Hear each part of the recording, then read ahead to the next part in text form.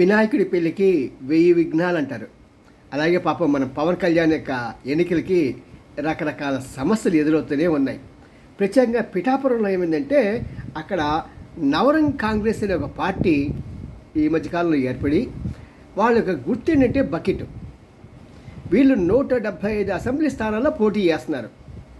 ఆ పోటీ చేసేది కూడా అక్కడ ఏ క్యాండిడేట్ అయితే ఉంటారో తెలుగుదేశం తరఫున కానీ ఈ కూటమి తరఫున ఆ వ్యక్తుల పేర్లు దగ్గరగా ఉండే వాళ్ళనే ఎంచుకుంటున్నారు. ఎంచుకొని పోటీలు నిలబెడుతున్నారు. చాలా బాగుంది, చాలా గొప్ప స్ట్రాటజీ. ఇప్పుడు ఈ దెబ్బకి పాపం పవన్ కళ్యాణ్ గిలగిలలాడిపోతున్నాడు. అయ్యో ఇప్పుడు మళ్ళీ ఇది సమస్య ఏంటని.